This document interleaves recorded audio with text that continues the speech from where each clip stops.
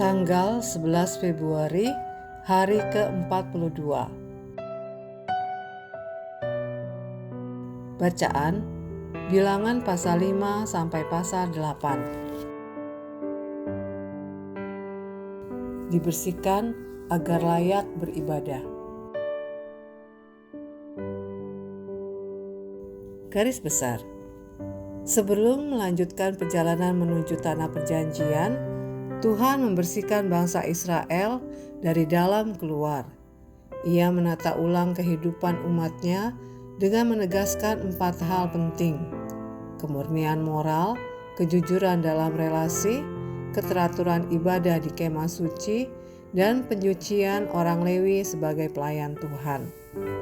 Semua ini dilakukan karena Tuhan yang kudus berdiam di tengah-tengah umatnya. Kehadiran Tuhan menuntut umatnya hidup tertib, bersih, dan selaras dengan karakternya. Bilangan pasal 5 ayat 3. Renungan harian. Hidup kudus sering terdengar indah, tetapi dalam prakteknya tidak selalu mudah. Bangsa Israel dipersiapkan untuk masuk ke Kanaan, sebuah negeri yang penuh dengan penyembahan berhala dan gaya hidup yang bertentangan dengan kehendak Tuhan. Karena itu, Tuhan ingin Israel tampil berbeda. Mereka tidak hanya diminta untuk menyembah Tuhan dengan benar, tetapi juga hidup dengan cara yang benar. Israel tidak dipanggil untuk mengasingkan diri dari dunia, melainkan untuk menjadi terang di tengah dunia. Melalui kehidupan yang bersih dan tertib, bangsa lain seharusnya dapat melihat siapa Tuhan yang mereka sembah. Pertanyaan yang relevan bagi Anda hari ini adalah, apakah gaya hidup Anda mencerminkan nilai kerajaan Allah atau justru perlahan dibentuk oleh lingkungan sekitar? Kekudusan bukan soal kesempurnaan, melainkan kesediaan untuk terus dibentuk Tuhan. Ambillah satu langkah nyata minggu ini, satu kebiasaan, satu keputusan, atau satu sikap, sebagai latihan hidup kudus yang disengaja.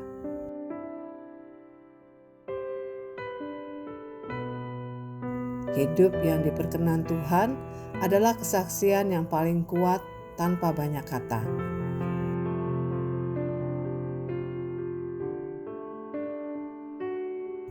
Pendalaman.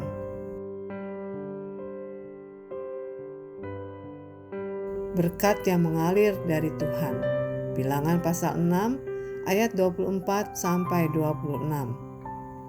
Berkat Harun bukanlah kata-kata indah buatan manusia, melainkan ungkapan kerinduan Tuhan sendiri untuk memberkati, menjaga, dan memberi damai kepada umatnya.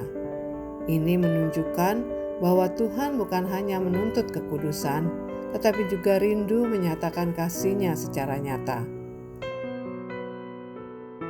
Setiap persembahan diperhatikan Tuhan.